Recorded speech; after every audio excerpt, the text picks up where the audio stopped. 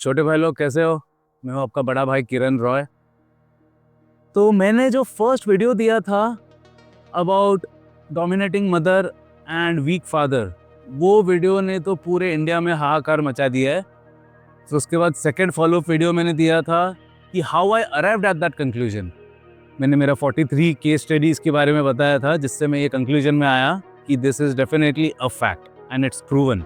Actually ये सब मैंने 10 साल पहले ही इस रिसर्च में नतीजे में मैं आ गया था, जो मैंने फेसबुक में भी डाला था। पहले मैं फेसबुक में एक्टिव था, तो फेसबुक में मैं लास्ट 10 साल पहले से ये मैं झलक देने को स्टार्ट कर दिया था। तो अभी इंस्टाग्राम में, यूट्यूब में बहुत ही ज़्यादा स्प्रेड हुआ। तो आज मैं सबसे ज़्यादा इम्पोर्टेंट पॉइंट में लेके आया हूँ कि उसका रिपरकशन क्या है।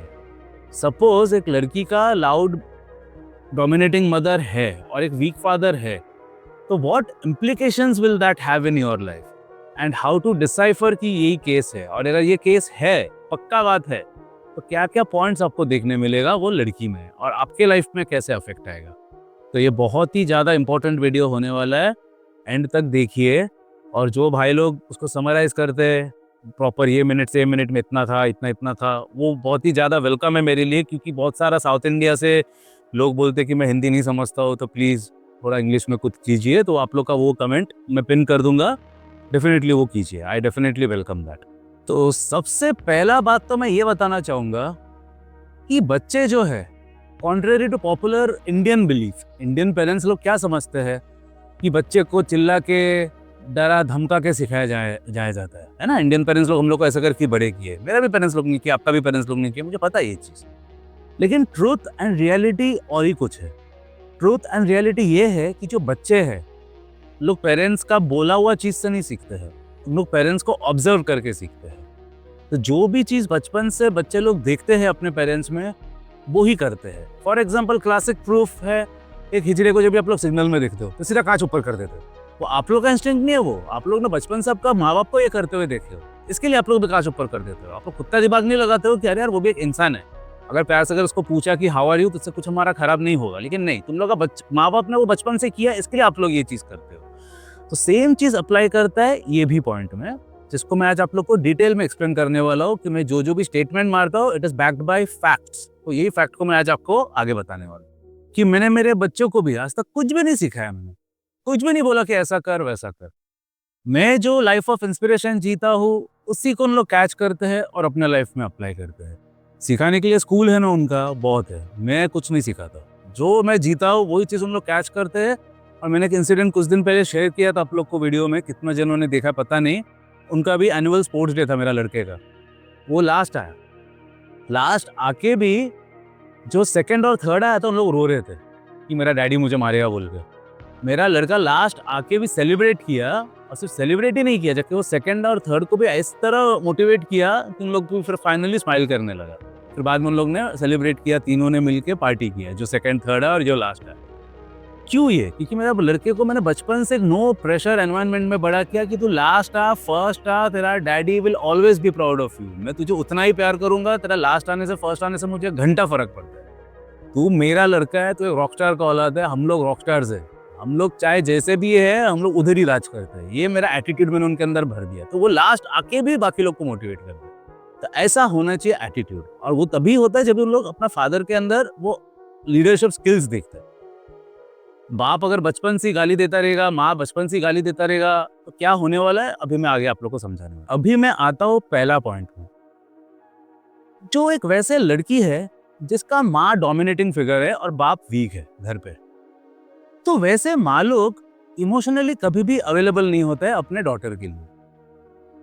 जो एक बच्ची एक इमोशनल ककून, एक वार्मथ जो चाहती है, वो उसको वो डोमिनेटिंग मदर से कभी मिलता ही नहीं है। She is never available for her emotionally. वो सिर्फ कंट्रोल करती है, हर एक चीज़ में डोमिनेट करती है, बट इमोशनली कभी भी अवेलेबल नहीं होती। बट बच्ची को तो एक इमोशनल रिक्वायरमेंट सबसे पहला होता है, वो उसको अपने माँ से तो मिलता ही नहीं।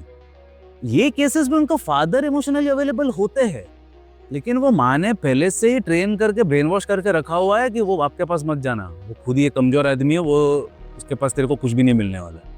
तो पहले से ही वो एक डिस्टेंस बनाया जाता है वो बेटी के मन में कि तेरा बाप कमजोर है, उससे इमोशनली तेरे को कुछ नहीं मिलने वाला, और जाना भी मत उसके पास। मैं खुद ही नहीं जाती हूँ तो तू क्यों जाएगी।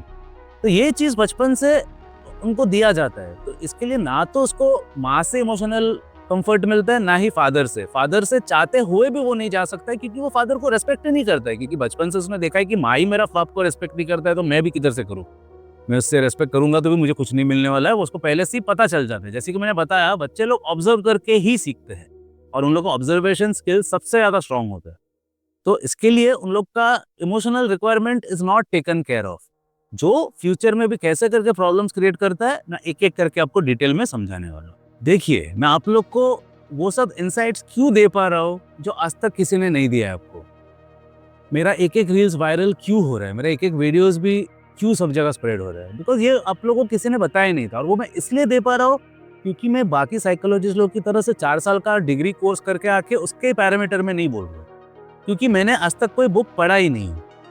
उन लोग को वो पेरिफेरी के अंदर ही घूमना पड़ता है, जितना उन लोग को सिखाया गया है वो बुक्स के अंदर ही, उसके बाहर उन लोग जाना अलाउड ही नहीं उनको। वेरएज़ मेरे लिए कोई बुक्स का डायरेक्शन ही नहीं है, कोई मेरे लिए बाउंड्रीज ही नहीं है। Sky is the limit. मैं जिधर चाहिए, जो डायरेक्शन में जाना चाहिए मैं जा सकता हूँ, और हर एक डायरेक्शन में जाके मैं सोच के आने के बाद कंक्लूजन में एक एक रिसर्च करने के बाद कंक्लूजन में वो मैं आप लोगों के साथ शेयर करता हूँ, इसलिए वो बन जा रहा है ग्राउंड ब्रेकिंग।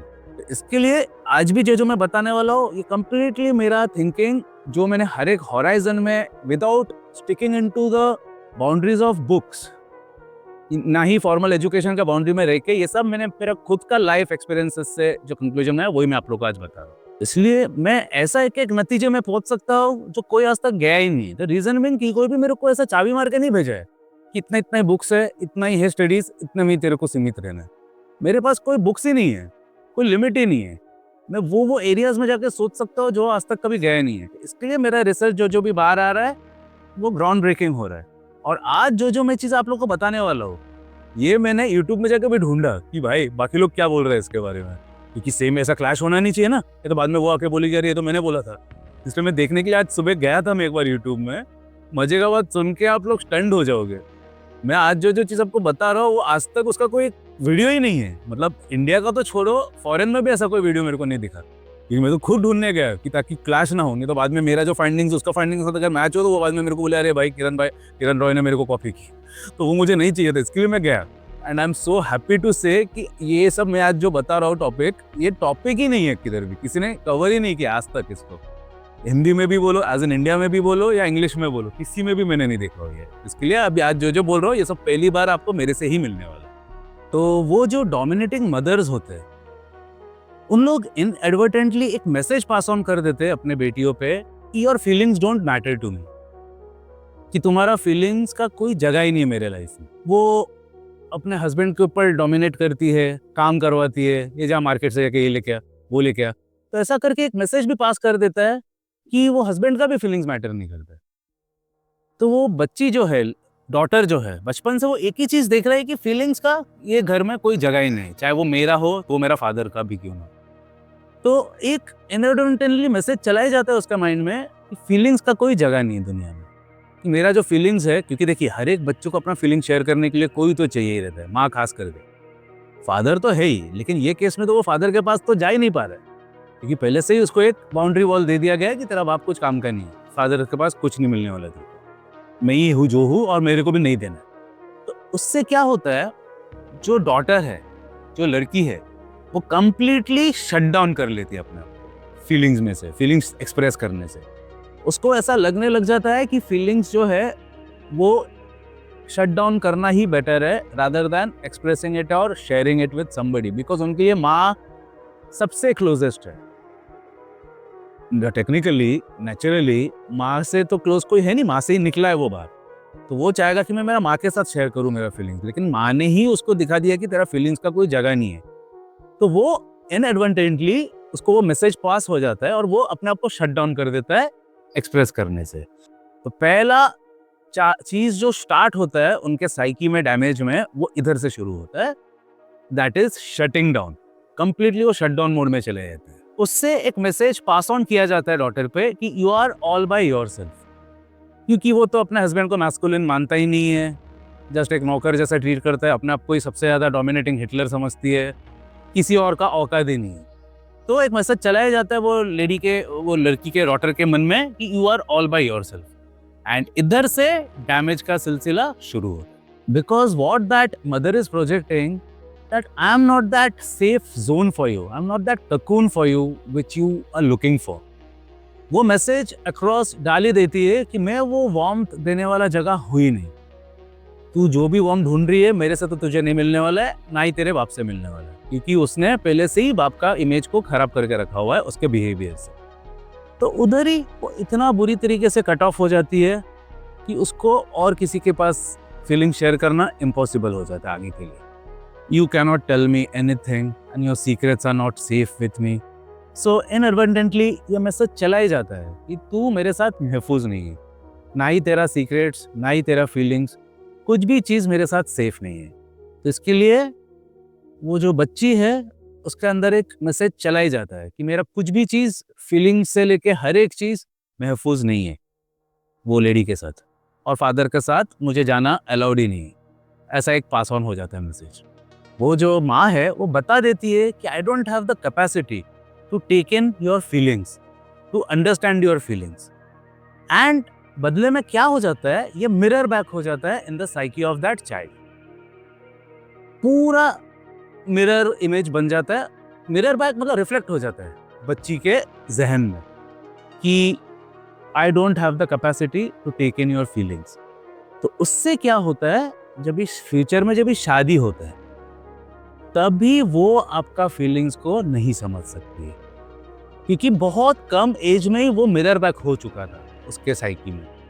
तो आपका भी जो भी फीलिंग्स है, डीपेस्ट फीलिंग्स, आप लोग जो बहुत जन ऐसा फील करते हो ना कि अरे यार उसको तो मेरा फीलिंग समझ में ही नहीं आता है, उसको तो कैरी ही नहीं मेरा फीलिंग्स का, उसको तो पढ़ी ही नहीं है मेरा फीलिंग्स का, ये आ जाता है वो चाइल्डहुड ट्रॉमा में, बिकॉज उसका फीलिंग्स को किसी ने शेयर नहीं किया था। तो ये एक बहुत बड़ा फैक्टर है जो आप लोग फेस कर सकते हो अगर आप लोग ऐसे एक माँ का बेटी से शादी कर रहे हो या डेट कर रहे हो। और एक एक चीज़ मैंने इन डेप्थ रिसर्च को तोड़ तोड़ के बना के लिख के रिसर्च एनालाइज करने के बाद ही ये सब मैं आज सामने ला रहा हूँ आप लोग का। तो all of my words are backed by in depth research of the past 20 years. Okay, सब रिटर्न में है मेरा, जितना भी मैंने लोगों को काउंसिल किया हर एक का पॉइंट का बेसिस पे ही मैं बता रहा हूँ। और मैंने जो बताया था ना पिछले वीडियो में, मैंने 43 जनों का एग्जैक्ट निकाला था, वो सब केस स्टडीज के आधार पे ही मैं आज डिटेल में आप लोगों को ये सब बता रहा हूँ, इसलिए ध्यान से सुनो, बहुत इंपॉर्टेंट पॉइंट्स है। अभी मैं जो सेकंड पॉइंट बता रहा हूँ बहुत क्रूशियल पॉइंट है। Such dominant mothers are extremely disrespectful towards your boundaries. ऐसे जो माँ होते हैं, डोमिनेटिंग माँ, उन लोग किसी का भी बाउंड्रीज का परवाह नहीं करते हैं, ना ही अपने डॉटर का, ना ही उनके हस्बैंड का। उन लोग उनका हस्बैंड का मोबाइल चेक करते हैं, उनका कबर्ड में से सामान ले लेते हैं, उनका बैंक डिटेल्स का सब डिटेल्स उसके पास होते हैं। ये हुआ हस्बैंड के साथ। रहा बात तुम्हारा, बच्ची का डायरी चेक करते हैं, उसका हर एक चीज़ का खबर उसके पास रहता है, बाथरूम के अंदर घुस जाती है देखने के लिए क्या कर रही है। मतलब बाउंड्री नाम का कोई चीज़ होता ही नहीं है वैसे डोमिनेंट मदर्स का, मतलब उनका डिगाइड ही नहीं रहता है कोई बाउंड्रीज का। उनको लगता है कि मैं ही हूँ, मेरा ही हक है पूरा, उसका एक एक चीज़ देखने का हक सिर्फ मेरे पास है, मैंने पैदा किया ना उसको, मैंने लेके आना दुनिया में, उसका एक एक जिंदगी का हिस्सा मैं डिक्टेट करूंगी, मैं डोमिनेट करूंगी, मैं देखते रहूंगी। तो थोड़ा भी बाउंड्रीज नाम का चीज़ नहीं होता है। और जैसे कि मैंने बताया, वो एक मिरर, मतलब वो मिरर्ड ऑन हो जाता है साइकी में बच्चे का। तो वैसा एक बच्ची कभी भी बाउंड्रीज को रेस्पेक्ट नहीं कर सकती है even in the future, because बचपन से उसने देखा ही है कि मेरा माँ ने मेरा ही कोई बाउंड्रीज को परवाह नहीं किया, मेरा तो छोड़ो, मेरा बाप, मेरा जो फादर है उसका ही कोई बाउंड्रीज का वैल्यू नहीं किया। तो वो लड़की के अंदर वो एक नॉर्मल सा चीज़ बन जाता है। इसलिए फ्यूचर में जब भी तुम लोग का शादी हो जाता है, आपका कोई बाउंड्रीज का रेस्पेक्ट रहता ही नहीं है। आप में से कितना लोग हैं जिन लोग ने देखा है कि आपका बंदी लोग, आपका कोई बाउंड्रीज ही नहीं है, मतलब हर एक को एक बाउंड्री चाहिए रहता है ना, चाहे वो जितना भी क्लोज रिलेशनशिप में हो, लेकिन वैसा लेडीज लोग कोई बाउंड्रीज नहीं देखता, तुम्हारा हर एक चीज़ के अंदर घुस जाएगा, कोई पर्सनल स्पेस नाम का चीज़ ही नहीं देगा, थोड़ा भी बाउंड्रीज मेंटेन नहीं करेगा, जो एक नॉर्मल लेडी को करना चाहिए।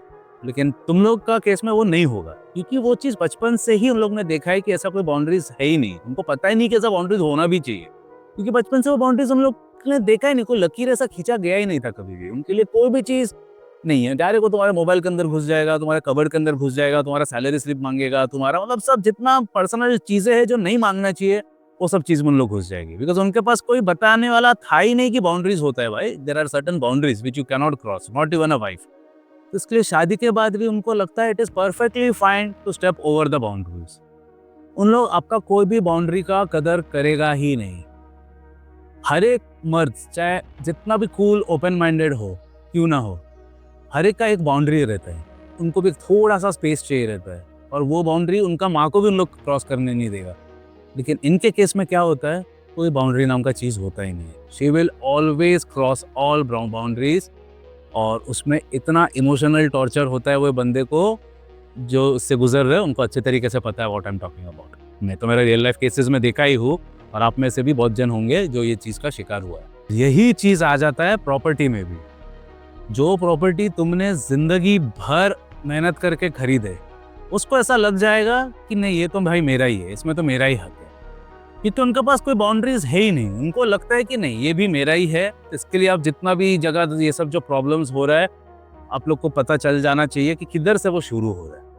एक लैक ऑफ बाउंड्रीज की वजह से आपका हर एक चीज़ में उनका ओनरशिप आ जाता है।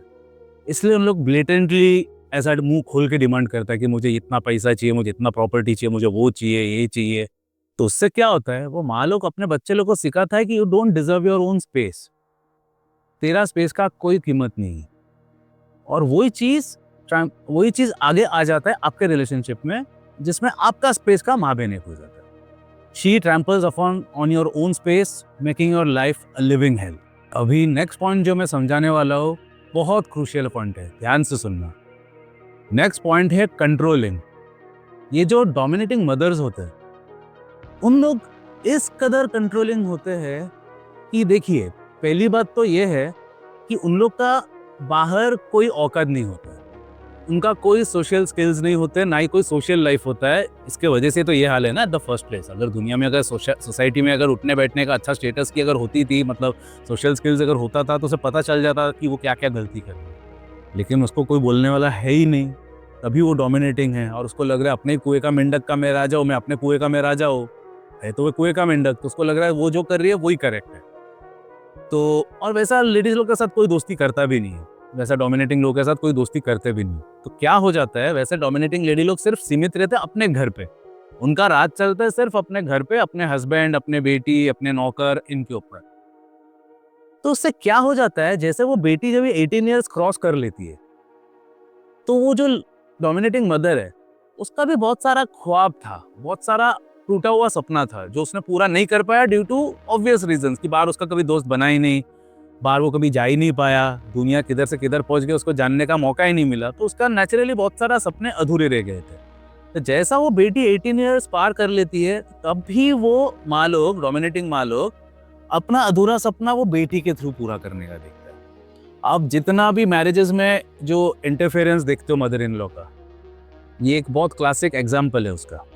उन लोग अपना टूटा हुआ सपना जो है अपने बेटी के थ्रू भी जीने चालू करता है, तो जिसमें अभी फिर से बेटी लोग डबल प्रॉब्लम में आता है कि उसको अपना खुद का हिस्से का जिंदगी तो जीने मिला ही नहीं बचपन में, और अब भी थोड़ा 18 प्लस होके जब भी चांस मिला अपना लाइफ जीने का, तो अभी एक विक्रम बेताल का जैसा वो भूत जैसा कंधे में आके बैठ गए भी कि अभी मैं अपना जिंदगी तेरे थ्रू जीऊंगा। तो इधर से शुरू होता है एक और फेज सत्यानाश का।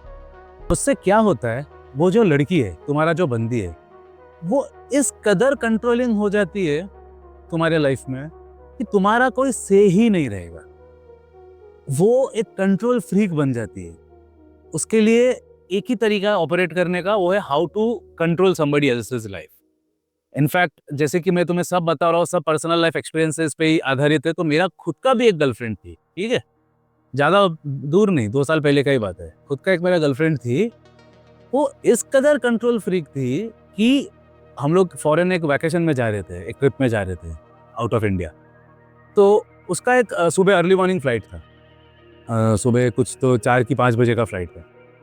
तो उसका एक आदत है कि वो अगर सो के मतलब वो सो जाती है तो उसको उठने का प्रॉब्लम होता है, इसलिए वो क्या करती है, रात को 8-9 बजे एयरपोर्ट पहुंच जाती है। तो ठीक है, तेरा वो प्रॉब्लम है, तू पहुंच जा, लेकिन वो भी इंसिस्ट, और मेरा आदत है मैं लास्ट मोमेंट में पहुंचता हूँ। अगर 5 बजे का फ्लाइट है, 1 घंटा 2 घंटा पहले मैं घुसता हूँ अंदर। I am the last person to enter the flight. जिंदगी भर मेरा एक ही आदत रहा है, सबसे लास्ट में घुसता हूँ।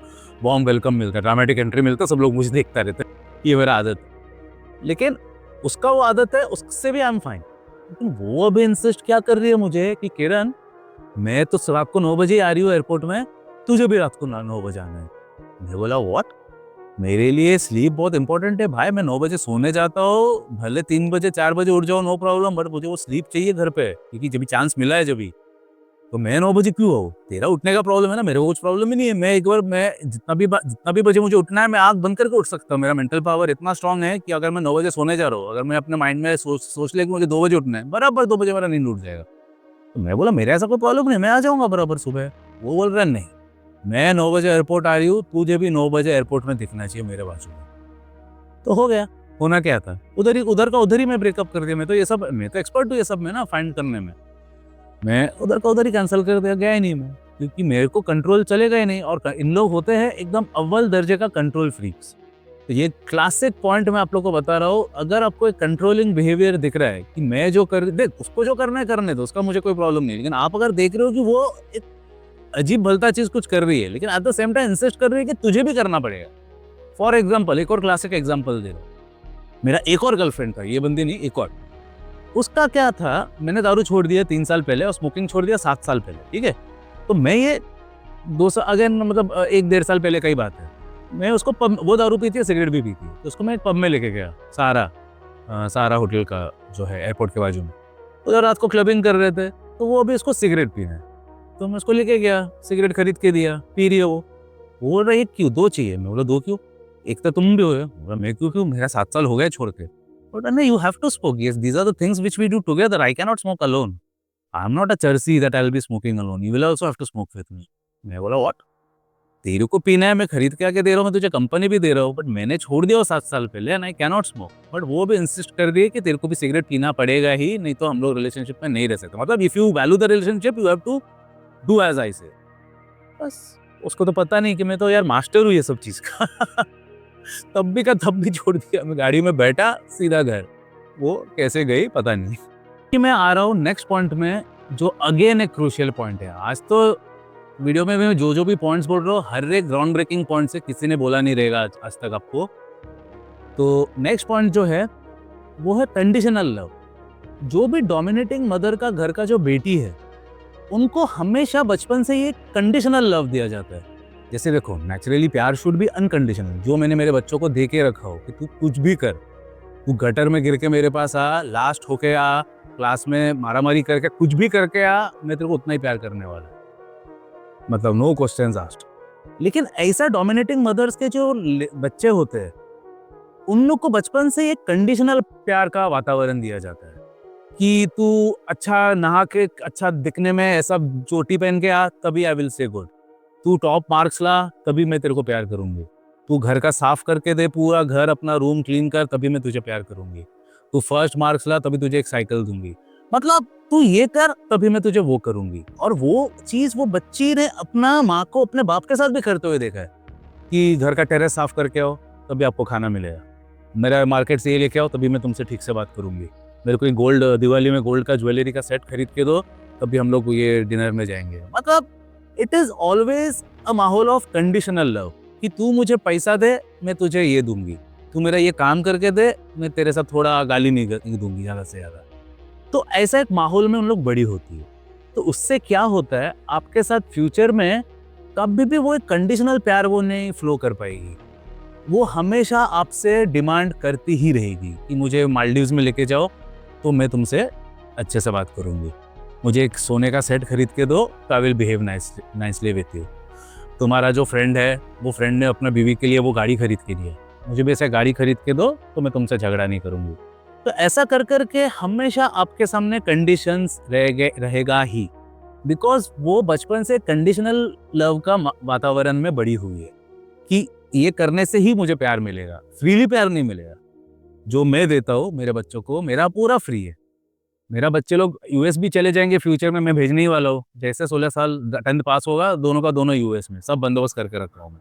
तो मैं थोड़ी कुछ एक्सपेक्ट करके बैठा हूँ कि तू मुझे बुढ़ापे का सहारा है, मुझे बुढ़ापे में देखेगा, कोई एक्सपेक्टेशन नहीं है मेरा बच्चों से, मैं लेकिन प्यार करता ही रहूंगा। So this is the highest form of unconditional love. लेकिन उनका माँ बाप लोग ने माँ लोग का बात कर रहे हैं हम लोग, उनका माँ ने उनको बचपन से यही दिया है कि तुझे मैंने पैदा किया है, मेरे हिसाब से तू जिएगी, ऐसा ऐसा करेगी तो ही मैं तेरे को प्यार करूंगी, और फ्यूचर में तुझे मेरा ख्याल रखना है। ये चीज उनको पहले से ही ट्रेन करके बड़ा किया गया है। तो इससे उन लोग आपको कभी भी वो खुशी नहीं दे सकेगा जो आप डिजर्व करते हो, क्योंकि उन लोग आपको प्यार भी देगा तो कंडीशन से। अगर रात को सेक्स भी करेगा आपके साथ, कुछ तो डिमांड करके कि कल मुझे एक ऐसा ऐसा जगह पे मुझे लेके जाना, मुझे ऐसा ऐसा चीज खरीद के देना, कुछ तो बदले में चाहिए ही उसको। फ्रीली कभी भी प्यार आपको नहीं मिलने वाला है। अभी जो मैं पॉइंट बोलने वाला हूँ, ये तो मैंने हर एक केसेस में देखा हूँ, हर एक। तो ऐसे केसेस में क्या होता है, जो डोमिनेटिंग माँ है वो खुद जो भी गलती करती है वो गलती का ब्लेम डाल देती है अपने बेटी के ऊपर। फॉर एग्जाम्पल, तो डोमिनेटिंग माँ घर क्लीन करते करते सपोज अपना फ्लावर वास को तोड़ दिया, तो सीधा बोल दी कि देख तू आया, तूने मेरे को डिस्ट्रैक्ट किया, इसलिए फ्लावर वास टूट गया। उसका लाइफ में कुछ भी अगर खराब इंसिडेंट कुछ हुआ, बोलेगी जब से तू पैदा हुआ तेरी वजह से मेरा खराब ही हो रहा है। मतलब they indulge in the supreme form of gaslighting. कुछ भी होगा it will be about you, मतलब मेरे साथ जो भी खराब हो रहा है वो तेरे वजह से।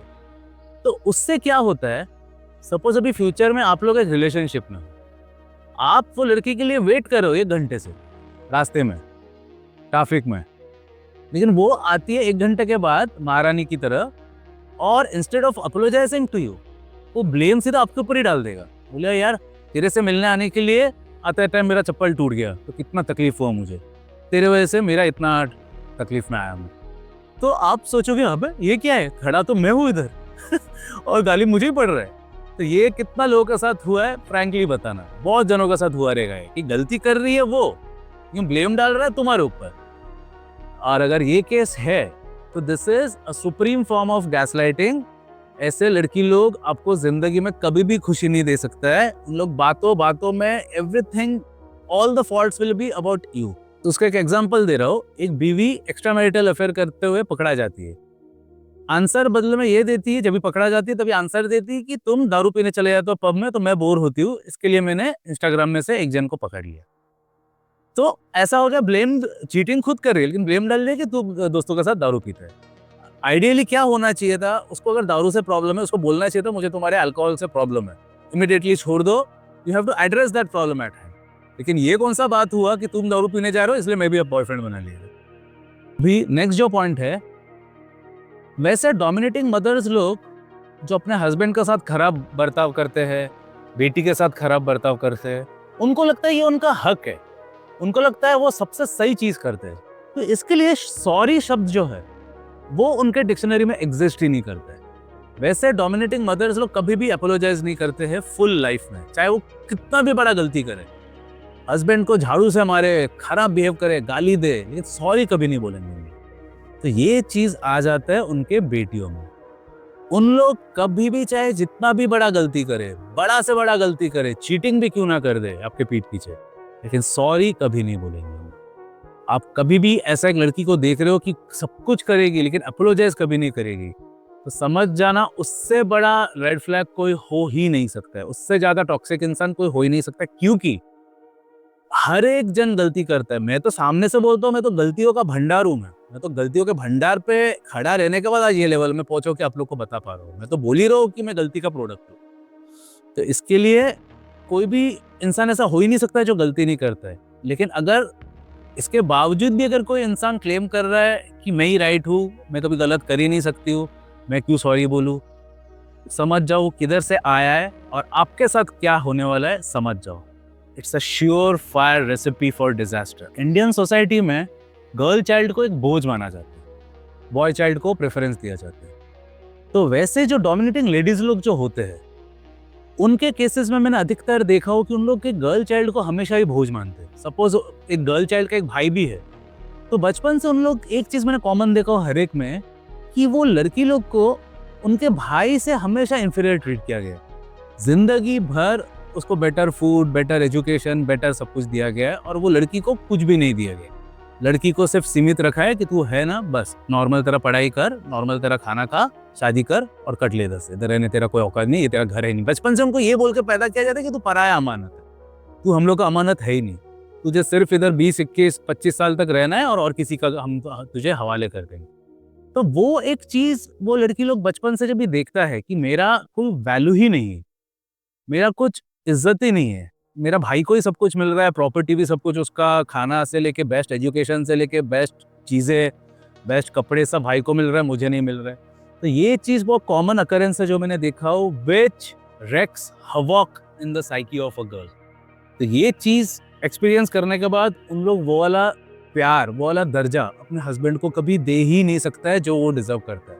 और मैं जितना भी पॉइंट्स बोल रहा हूँ उसमें कोई भी मैं बोल नहीं रहा हूँ कि वो लड़की का गलती है, ना ही मैं बोल रहा हूँ लड़की को जज करो। मैं तुम लोगों को अंडरस्टैंडिंग डेवलप करने के लिए सब बता रहा हूँ, सिर्फ so that you can understand the points. मैं किसी को नहीं बोल रहा कि वो लड़की खराब है या लड़की का गलती है। तो इससे क्या होता है, ये जो भेदभाव से जो लोग बड़े होते हैं, उससे मैंने सब केसेस में एक कॉमन पैटर्न नोटिस किया है। वो है 2 चीज़ होता है।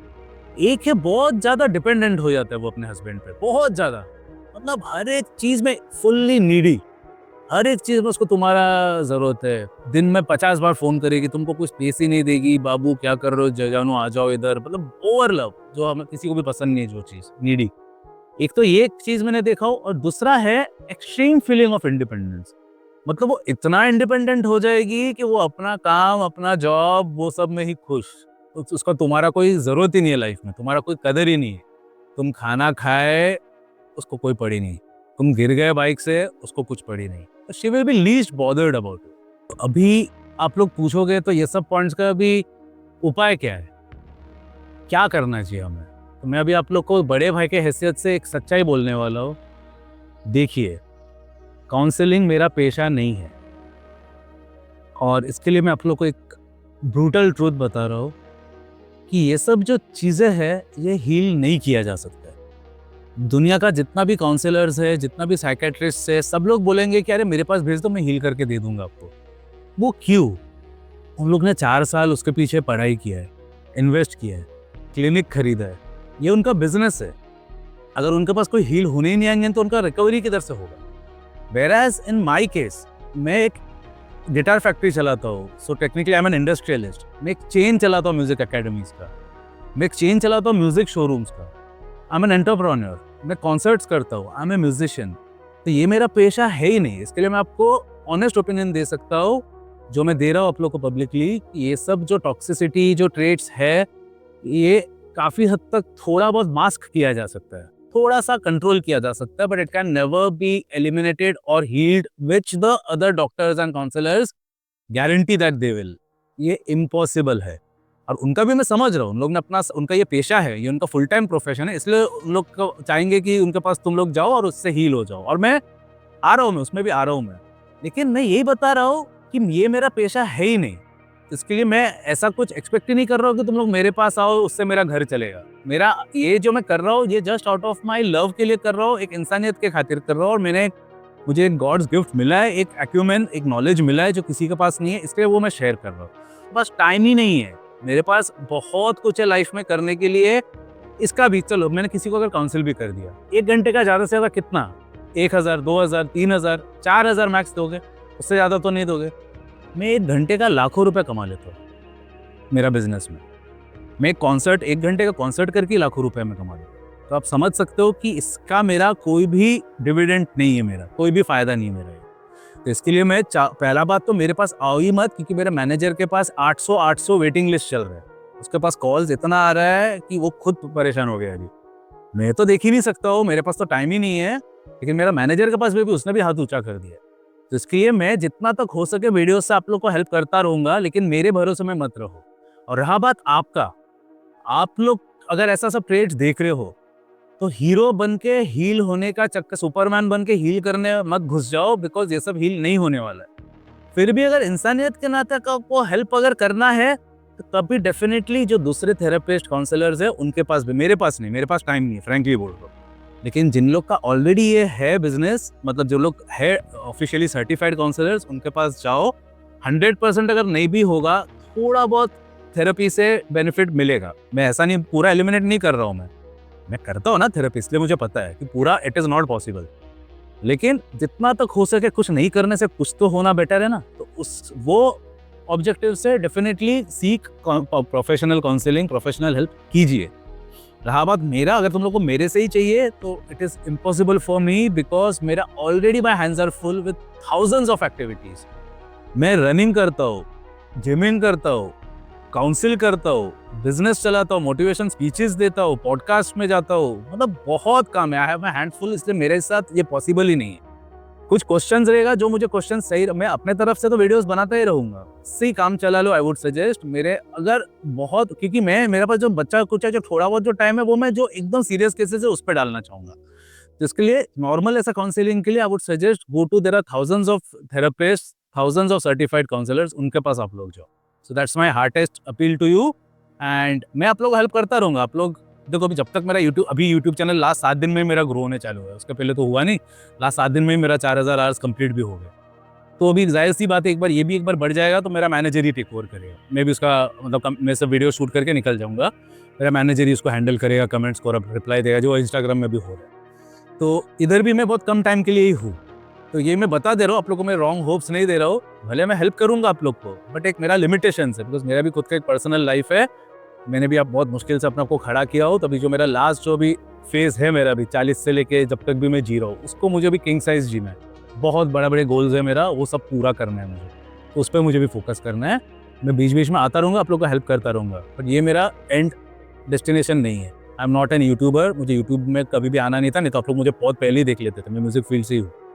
फिर आपने कभी भी मुझे देखे थे नहीं ना, क्योंकि मैं लोगों से दूर ही रहना प्रेफर करता हूँ। मुझे मेरा लाइफ में फोकस करना है और ज़्यादा ग्रो होना है मुझे। तो मैं फ्रैंकली ऑनेस्टली सब कुछ बता दिया आप लोग को। ओके, जय हिंद।